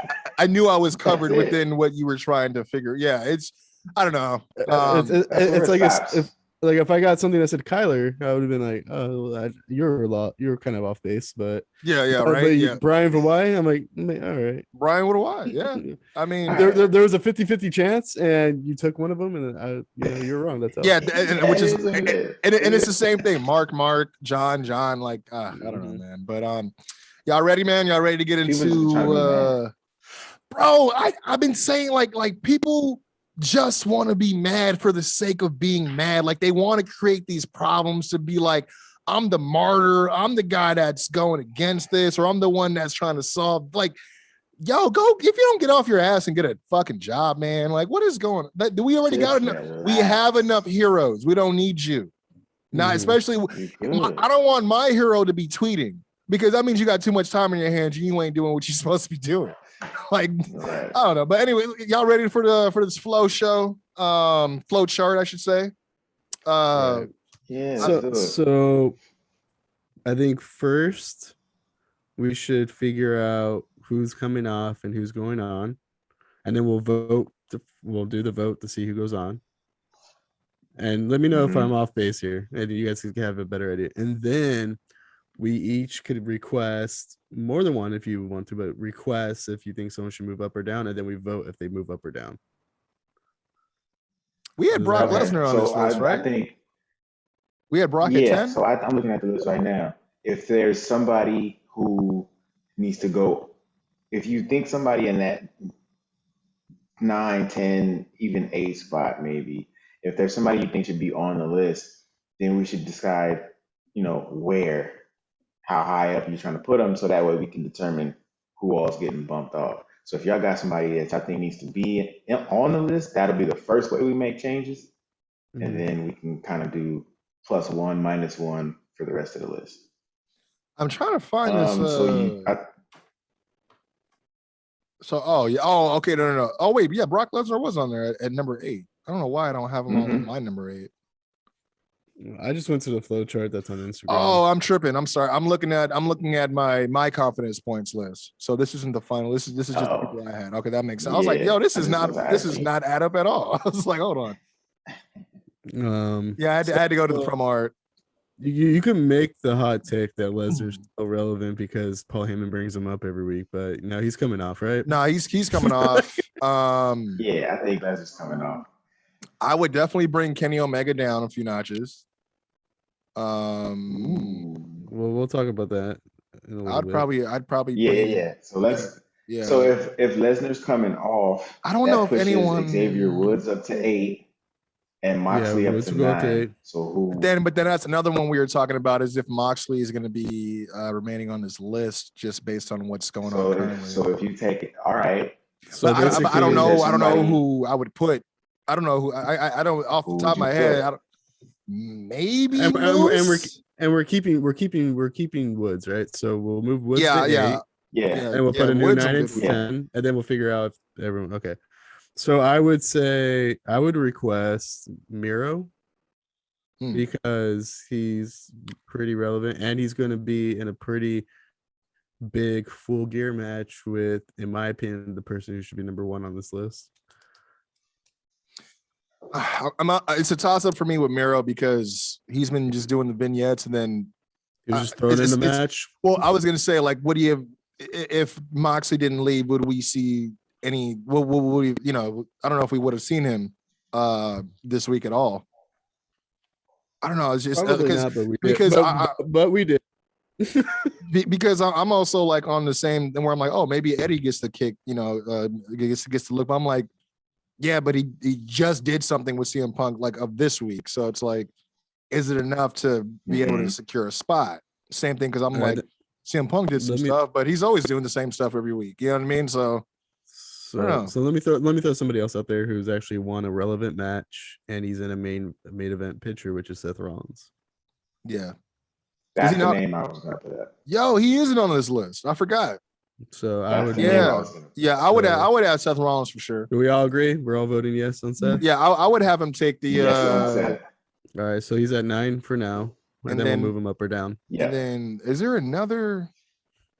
I'm looking at the no, Bobby Lashley, he off TV right now, so he wouldn't be on there. Who? I don't even know if I have my original list. Was there anybody in the honorable mentions last time that's what I was looking at right now. We had Drew McIntyre that was there, who's been doing the open challenge thing. Hey y'all, Ricochet actually had a decent promo. No, that's good. Well, so 10. We all agree. We all agree on Ricochet. Or? No. That's why I was like, huh? Anyone? No. Nah, because his he messed it up somewhere. Like the way he was talking, like because he said somebody might come up the stairs or walk down the ramp. Somebody might come in the ring, and then he stopped and was like, and that's not gonna stop me from slapping you in the face. And it's like, wait, what? I thought we were doing. Wait, who's interfering in the match? Wait, yeah. I mean, but okay, it's not about the content. It was the delivery. He had some confidence. Hey. It's progress. It's progress. He got kick flip like a goddamn skateboard at the end of the match. Goddamn. If I'm him, I'm like, how many of these? I was like, it's either a moonsault with a super kick, a moonsault with. Yeah, it's like it's always that spot. Let me see what else is going on here. There's no Andrade. Could we add Andrade to that? I was thinking about Andrade because I'm kind of feeling the vibe right now. The new direction, right? Like at first, I was like telling my brother, I'm like, is it gonna be like an ongoing thing, or is this just a weird one-off? Like, hey, I'm doing this stairwell cash transaction between me and the Pinnacle. And I'm like, was that just done because they just needed something to do? But then the fact that they did it again, I'm like, oh, okay. I don't know what the connection is because there really isn't one. Besides the fact that you want them to take out the Lucha Bros and you still hate them for some reason. But I'm not going to die on this hill. But what's Andrade doing more than Miro? Wrestling on TV. Like he's wrestling more, but is he doing more? Well, he just beat Cody. So. I mean, I'm not saying that that's the end all be all, but when it comes to stereotypes for AEW, you're like, oh shit, you beat because like technically that test. Because the only reason I'm and the thing is, if you guys wanted to be on Andrade, I'm fine with that too. But the only I'm throwing out names. Miro is technically in a number one contenders match, and if he were to win, he would have an AEW championship match in the next couple months. If he were to win, and I think until he wins that. That's kind of where I'm at too. So he has to be Bryan Danielson at Full Gear for him to make this list. That's fair? The only reason is if he's been wrestling, like if he was in his tournament the entire time, he'd be on it for me personally. But maybe I missed it, but I just thought the last thing I seen from Miro was that promo where he was like cursing God, right? Yeah. Finding love. Yeah, finding love again. That's forgiveness and all that. Miro's also a Clippers fan, so I'm just trying to hook him up. Oh, I feel you. You know what? He's like Elton Brand fan, huh? For me, if you said you got Miro and you got Andrade, they both about to have a match on two different screens, I'm gonna probably go see what's going on with Andrade right now. See, that's actually a toss-up for me because I'm interested in both of them just because I feel like they're similar in the way of they both came in with kind of a weird, shitty gimmick for an ex-WWE guy. Mm-hmm. And then they finally started turning the wheels on how to actually make them look good on TV. You know what I mean? How to book them constructively. You know what I mean? Andrade called somebody a little bitch last week. That was pretty hilarious. And slapped the shit out of it. He was like, bitch, I don't give a fuck who you are. All right. What about Marcus? I don't care who your daddy is. My father-in-law, he said, I'm giving you the figure four, so fuck off. That's what my brother was saying. I was like, yo, they ain't married just yet. He's like, hey, it seems like they engaged and to be engaged. Like he's like, man, it's a foregone conclusion. They're about to make some Mexican white babies over there. What about Marco Stunt though? Fuck no. No, just kidding. I would boot the shit out of that kid if man. Matter of fact, yeah, let's bring Karrion Kross in AEW for one reason, so we can just to suplex the shit. Keith Lee, we got a squash for you, bro. Okay, because if I could be honest about the Andrade thing is if we're gonna consider Andrade, which I'm fine with it, I don't really care, but it's one if we're just gonna go based on someone who's having decent matches and having matches on Rampage and stuff like that, then we need to start talking about Eddie Kingston, CM Punk, and all these other people who are just we're also just having matches. The mirror thing at least has stakes. That's why I kind of want to put them on there. Yeah, I mean that's true, and I mean if like I said, that's the only thing I've been trying to figure out is how wide of a net or how long we consider certain things within certain people that are on the list. Because if I'm considering like the last 3 months of Miro, oh yeah, he should be on this list. What about Darby Allin or MJF? Oh shit, Darby. You know what? They had a really great segment. That promo that they had on Dynamite was really good. But it shouldn't be surprisingly good for MJF, who is supposed to be, that's usually what he did for a while. Best talker in the company almost, Yeah. All right, you know what? I'm down to put on Andrade, but the thing is, but Darby and MJF is a pretty good. That's another. I totally forgot about that too. I'm just thinking like, I want to put someone on here who I'm confident could probably stay on the list.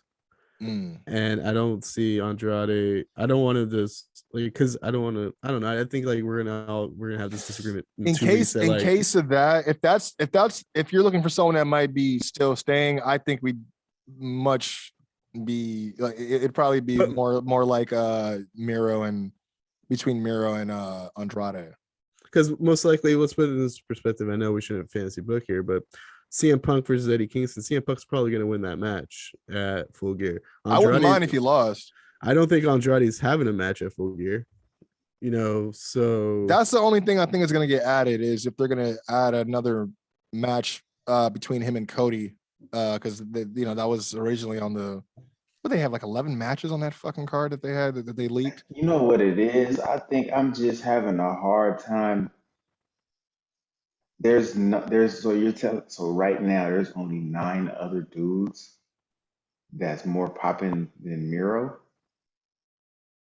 Yeah, you make a good point. We got to be forgetting somebody. Well, see, this is the thing. I was when we're sitting up there talking Andrade, Miro, and then he name dropped MJF, Darby. I'm like, man, there really is no one else on the WWE side that we could even bring up. Like, I mean, I brought up Moose because obviously he had the high profile championship win. He had the promo that went great with it, but I don't watch it enough to be like, oh, he's been killing it every week. You know what I mean? The only person that I could think of in the WWE right now that kind of merits some discussion, which maybe would be Tommaso Ciampa because he did just have a title defense. I didn't even think. See, NXT is so far gone to me. I didn't even think about the NXT guys, right? Like it's like, oh, how come Braun Breaker on? Wait, what? Like, man, I wasn't even thinking about them. We did kind of go in that match thinking Braun Breaker was probably going to win, and he didn't. So Tommaso's still the top champion on technically the third brand of WWE. I know it's a long it's a stretch. What about a Carmelo Hayes? Yeah. I think he's bubbling. I don't think he's on the list yet. But I think he's bubbling. I'm trying, and then the other person I could think of would be like what, Moose? Yeah, and again, I need to see more because just he won 2. Mac had that. Yeah, fuck him. He won 2 matches at Bound for Glory, technically. Yeah, had a cut the best promo he's ever. It's just Moose is so unlikable, and it's not even like he's a good heel. It's just like it's just like we don't like. I wouldn't want to release the flow chart and then have people like, oh, so you put Moose on there, huh? Like it's just like I'd rather. At this point, I'm already. I mean, where's Thunder Rosa? Where's I was like, yo, it's okay. It's getting heated over here. Yeah. If I'm a pick, we already all agreed on Seth Rollins. I think I would go with for that last spot. We could do Andrade. I'm okay with no. Andrade. I mean, because I just don't know if he's going to be on the list in 2 weeks. I wouldn't mind Miro either, but then I think that's where I'm at too. I don't know. I don't know what Andrade is doing for Full Gear, if at all, anything. And then on the other end, okay, Miro has something to do with Full Gear, but is he going to be? Are they going to be doing anything with him after that's done? You know what I mean? If he loses, he might just be off TV for another week. That's what I'm trying to figure out, which I don't want to happen. So you're right. He might not be on the list in 2 weeks. So you're right. I think Andrade may be. I like the Darby suggestion. Mm-hmm. I wouldn't mind Darby being 10. What about Cody Rhodes? Hey, as much, I mean, we can laugh about it, but yo, he did just put over Andrade. So, what about Orange Cassidy, guys? I gotta put a picture of Cody Rhodes on my Instagram. What about no, you know what? Yeah, let's not get you any death threats. How about I'll take if it's between Darby, Andrade, Miro, who we picking? Hold on. I'm gonna throw a wild card out there. I had someone else in my head too that I just came out of nowhere. I was like, oh yeah, I forgot about that guy.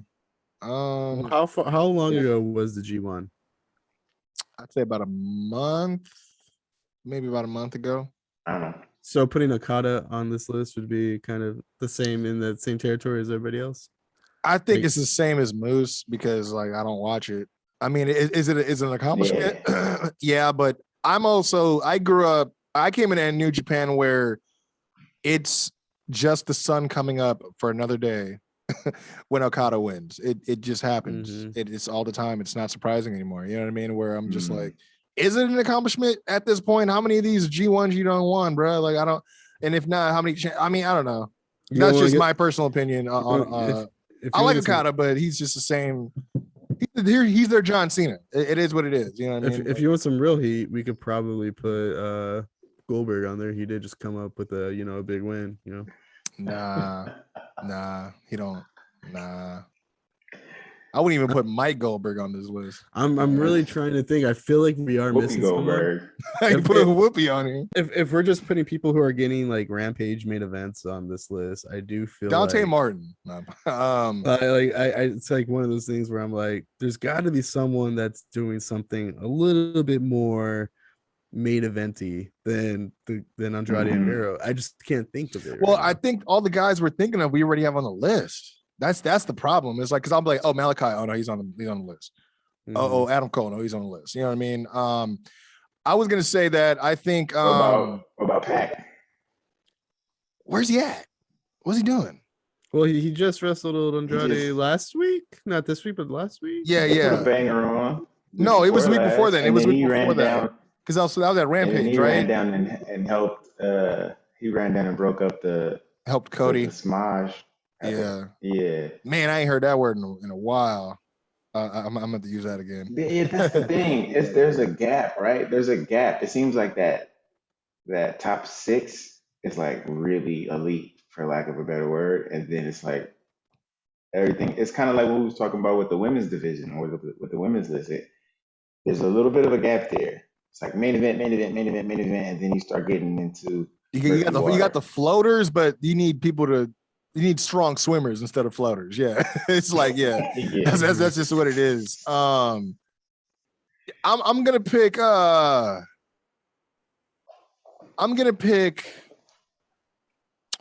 Miro for that spot. I was thinking Andrade probably has more legs to be on this list because I don't think he's going to be done with Cody or what. I mean, there's still a lot going on with that situation. Him, Malachi, Cody, Lucha Bros, FTR, they're all kind of, it's kind of weird, but Miro, I always love Miro. And then I think Miro having a title match coming up, what is it, this weekend, essentially? No, it'll be a week from today. Yeah. Next Saturday has a number one contender. Oh, the contendership. Yeah. Yeah, number one contender match, right? So that kind of puts him in an individual space where a lot of these other guys are involved in group issues right now. Or personal feuds. We could roll with Miro. Yeah, we could roll with Miro. And if he keeps that momentum, then he'll go forward. And obviously we'll be right back here again if he doesn't. Yeah, and Andrade beats Cody at Full Gear. Yeah, I was gonna say unless they cool. look like a career-threatening match where he retires Cody. I don't know. You know what I'm saying? Like, I feel that I'm with it. Yeah, we can press play on Miro on this list. So, but so Miro's number 1 though, right? he's of course he's the new guy, but straight to the top. You know what I mean? Right, but then from here now we have to figure out who's moving, who's staying in certain spots. So for my first recommendation is move Danielson above Omega. Ooh. I would agree. He's on TV way more. I'm consistent. not mad at that at all. All right, so man, every time AEW starts, Daniel's like, "Here I am. By the way, guys, I'm wrestling again." Like, damn, you don't never have street clothes on. He always. Bro, I thought you were gonna like half retire after the WWE, dude. Like, they're going part time. Like, no, he's like fuck that. He's like, what about your daughter? What daughter? Yeah, it's like wrestling's my family now. Like, all right, so this is the hot one though. He sleeps in kick pads. So now that we moved Danielson to 2, I'm gonna ask if we can remove Danielson above Roman. Hold on really quick. Seth Rollins and Miro. Okay, I had to fill in the last 2. That's gonna be a no for me, dog. I would put Brian for sure at number 2, but like I don't know, Roman, he doing good stuff without even powerful. he doing good stuff without even having to actually wrestle too. Like he's doing segments and shit that are like week to week. Too powerful. I mean, too powerful. And it's good, but like, and I know he just had a match with Brock Lesnar a couple weeks ago, so that's one thing. But like, there is times where it's like, for example, we're getting on, like, we're trying to figure out like between Andrade and Miro. It's like sometimes with the same thing of Roman, it's just like you're not doing anything. Like he wasn't even on TV last week. Like, so, and then he comes on this week. He wasn't. And he's just having a promo, and then he super kicks and beats up the New Day. Like that's cool and all. But like if he continues this, like, but I think the gangsterness of it all is more impactful than anything. He's no. Yeah. Like he knows who his character is. I take one vacation and the whole show sucks. It was almost as bad as Raw. Like I was like, damn. You're right. I forgot that gangsterness was an attribute that we were looking at. You know, we need overall gangsterness. Yeah, I forgot. And then when Jimmy started laughing, and he was like, "You think this is funny, dog? You think I'm here to pop you?" I was like, "I'm just here to pop you." Look, I have an appreciation for character work and knowing who your character is. There's some people that you could tell they're just doing what they think they're navigating still. Mm-hmm. You know what I mean? Trying to figure out what sticks, what doesn't. But yeah, Roman, I think that's the reason why it's like he doesn't feel like he's phoning it in. You know, when we see him, he can, like I said, he can wrestle, he can do a segment, he can do a promo, and it all just has an impact to it. And you can't help the fact that it's, you know, most of the show is tailored around different segments of his throughout the night. So he's obviously an integral part of the show in itself. So yeah, I don't know. So this is interesting. I feel like if you give him that much time on TV and I'm not bored with it, it's like, yeah, you must be doing something right. And otherwise, because he's been in that spot before where it did get on people's nerves, you know what I mean, at one point. Right. And now they're like, they can't wait to acknowledge him. Roman still go, man. He sat there and said, small town. What did he say? He made fun of the city too. He'd even drop the city like he always would. He just said, some no-name town acknowledged me, and they're all over it. I'm like, yo, who else is doing that? Like, you know what I'm saying? So you guys don't like 5-star classics? That's fine. I just didn't know that. My bad. Did Brian? Let me ask you: has Brian put on a 5-star classic since he's been back? Yeah. On his question. Yeah, with Kenny Omega and the Eddie Kingston, it was 5-ish. Yeah, I would agree with both of those. So like, and that was just last week, but it's fine. Roman Reigns was not on TV last week. Well, Daniel Bryan's killing it. You know what it is? It's because he got stacked by the Tribal Chief. And I'm making I'm making it sound like I'm being like really shitty toward Roman Reigns. Like I still think he's like on top of this list. Yeah, he's only holding Vince McMahon's hand every day. So like, we're moving Lesnar, Mox, and Reigns off this list, or we just gotta get them all out. Just get them all out. I think with Daniel. Yeah, no, but this is Brian. I know Roman missed a week, so we gotta take him down. Yeah, right true. Now, I can't do it. It's kind of like when you read a comic book that you're on like volume 6, and it's like, okay, the story has been building in, versus this one had more action or whatever, but it was just like Spider-Man and Wolverine met one time. So it's like it was dope, but it doesn't have the same weight of something that it's like storyline versus linear, you know what I mean? Storyline versus like a storyline build versus an attraction. Word. Right, yeah, like so like if Daniel Bryan was in a situation where if he had like a 3 or a 6 week situation like how Edge and Seth was going at each other, and then that match came at the end of it, then it would be like some, you know what I mean? But it was just like, we know Daniel gonna put on a dope wrestling match, but now we gotta add the other pieces to make it mean something. Is it bad that he's like, I'm wrestling so much and giving out so many 5-star performances? They don't even know what a 5-star performance looks like anymore. It's like, you know what I mean? It's a Daniel Bryan match. You're like, yeah. I've only won every match I've had almost, and I'm in a number of different match at Full Gear, but fuck me, right? I've only beat everybody with a different move every time. So I'm only the best wrestler in the world, but I can only be number 2 on this list. I'm sorry, I don't have a table, that I can be the head of. Like, which so sorry, I don't have my own Samoan dynasty. He's like, sorry, I don't have a whole bloodline of Danielsons that I can bring to the show with me. So sorry, I didn't have a shit finish at Crown Jewel. My bad. I'll try to think of that next time. Man, you got to be specific with that one, because there's a lot of shit finishes at Crown Jewel. I got Roman, Bryan, and Kenny as my first 3. I don't know if I'm cool with that, because I don't think Big E's done anything to move up. I was gonna say, do you think Hangman deserves a boot or not a boot, a boost? I would maybe put him against Big E. Yeah, and that's the thing. I was like, I don't know if he's done anything bigger than Big E yet. I want to move in the top 3. Like, he could obviously be in the top 3 if he beats Kenny. But the Halloween thing was good. But other than that, yeah. If we're going based on who's doing more interesting things on TV at this moment, well, okay, then let me ask you this: then would based on what you just said, would Adam Cole then go above Hangman as far as doing more interesting things on TV? He's obviously doing the stuff with the Elite, but he's been, they've been fucking trashing. I feel like Paige and Cole are lateral. It's just Paige has a championship match coming up.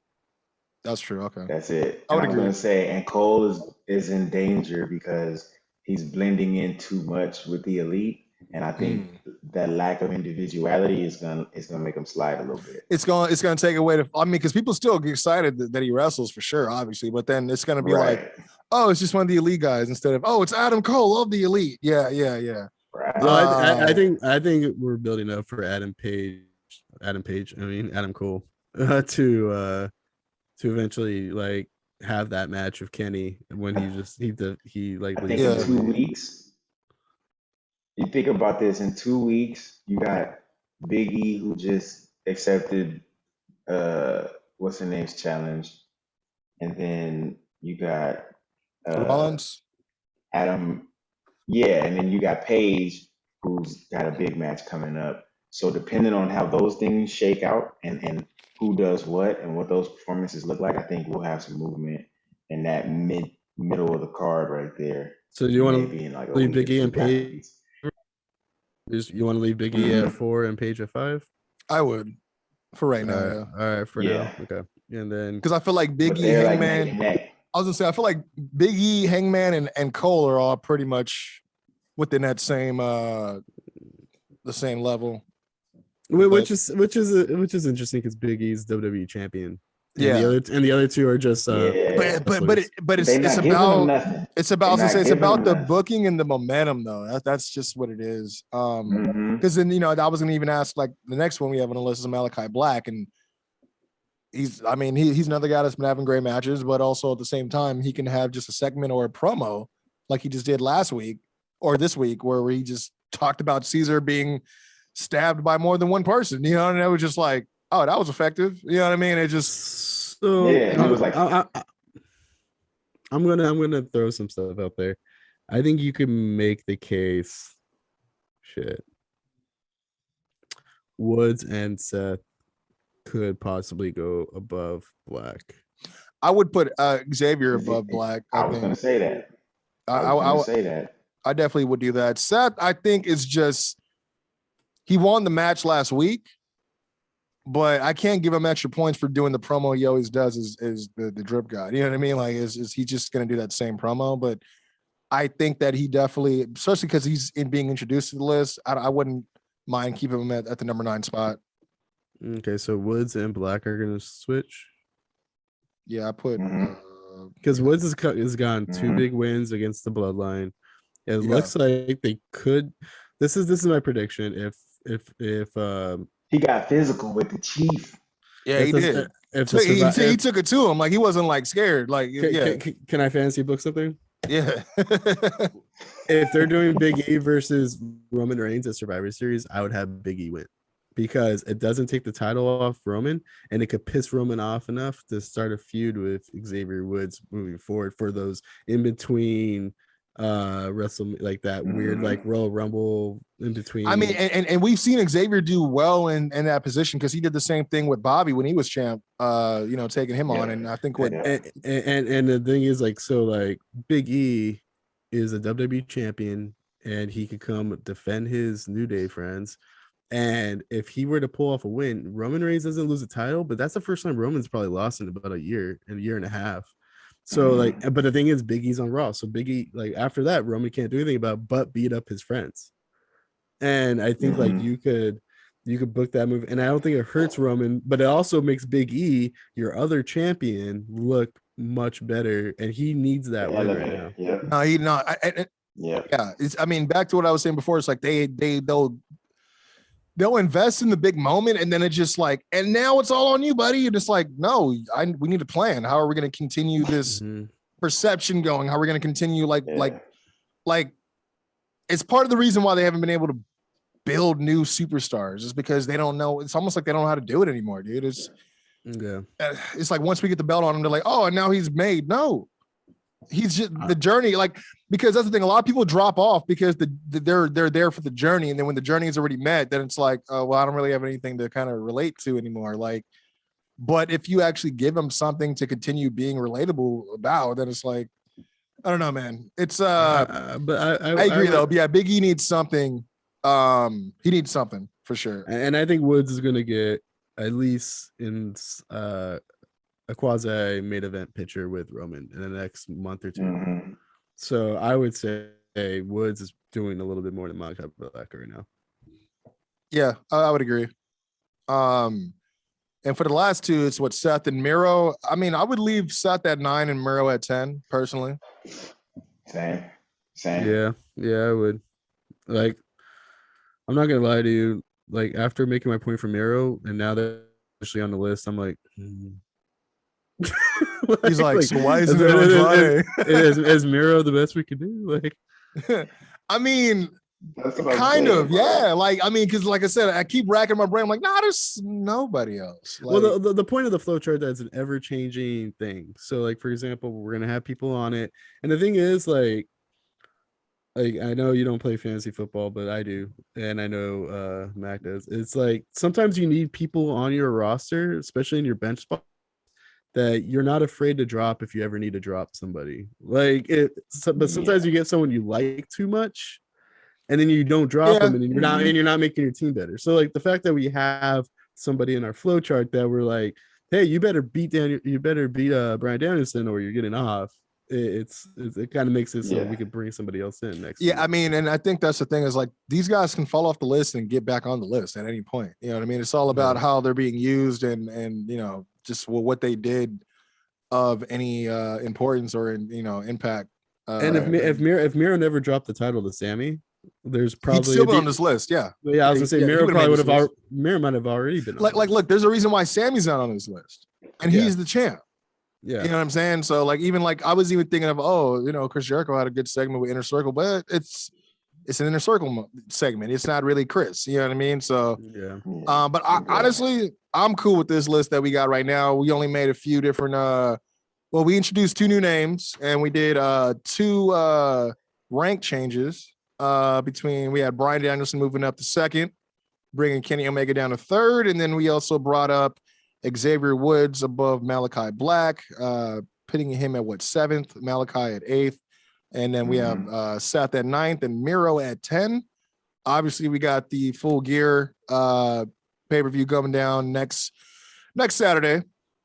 Again, we're going to be doing some some predictions for that, but we also, I guess, got to keep an eye out on the Rollins saga pertaining to Big E, as we're going to be going into Survivor Series pretty soon, at least in 2 weeks, as they said. But yeah, we'll have to revisit the list then, I believe. I'm not gonna lie to you. Like, I think we all like what Malachi Black's doing, but now if we're using this idea of like in the moment relevancy, like Black is also someone that, like, unless he's like in some kind of feud that's important, and the thing is, it feels like this Cody thing is trailing a little bit more toward Andrade. He's someone that might accidentally, for someone who I felt like had a solidified spot 2 weeks ago, might move off the list. Well, I'm thinking that they're quietly cooking up something between him and Pac. Like, something tells me, even though Dax from FTR challenged Pac to a match, which was random for Wednesday, I feel like Malachi might show up, and maybe we press, full court press for a match in 3 days from then. Right. But at the same time, they booked Pac to go against Kenny Omega last minute when Moxley couldn't make it, and dude, like, people they wanted to see it. So and both those guys, you could book it in 3 days in advance, out, and people would be fucking psyched to see that shit. So they've only fought each other one other time that I know of, and that was the NXT UK special when they first did the NXT UK thing. But he was Tommy End back then, so. But yeah, man, I would imagine we're probably gonna wait till Survivor Series to see if we're gonna change anything else around. But definitely want to also maybe the week after Full Gear we'll take a look at the women's again. Obviously we're gonna have some more that's what I was thinking, action in the brackets for the tournament and all that. But yeah, man, this is the list for the day or for this week, the flow chart, man. Sound off, do as you do, comment in the comment section as always. And I pray for Mac Lowe this week, as he usually is doing a lot of the battling in the section. But thank you guys for always following us and tuning in and doing what we do. You can do so at the Flow, or I should say Flow Wrestling Show on Instagram and Flow Wrestling Pod on Twitter as well. We do this every week, man, every Saturday, Sunday.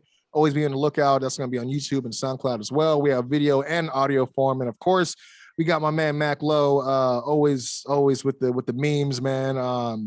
Always, talking to the people and everything like that, man. So again, don't be afraid to throw us a line. We're always down to discuss some things. Just be prepared for the hot take. And, if we can walk away still friends, then that makes us stronger, right? But I want to thank y'all for always being available as well, man. Shout out to Mac Lowe. Shout out to Brian Andrew.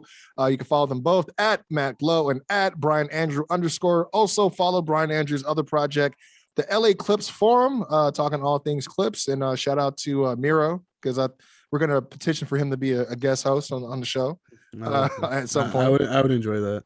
I think that'd be great, actually. We were making a joke, so it was like off camera, but I was talking because we had 2 guests on our last episode, and I was like, man, I would like to get Miro on this. He's a Clippers fan, and like I think that would be really unique. And they were kind of like, well, you gotta figure out like who's someone you can contact that knows him, right? And I was like, imagine like I'm hitting up CJ Perry, and I'm just like, hey, can you give me in contact with Miro? And it's like, and then we're all making the joke that it's like it's probably easier to get in contact with Miro directly than it is his wife. Probably, dude. She's like, who's calling while I'm trying to put this filter on now? She's always on doing the TikTok shit. I think that would be a good look, though. You should definitely try. I think it'll be bigger than Louis B, as we were trying to get at one point. That was before the Mac era. That was before the Mac era, man. But yeah, man, I want to thank you guys again for always supporting what we do. Until next time, it's been For the Love of Wrestling. This is the Flow Show. We out. Peace.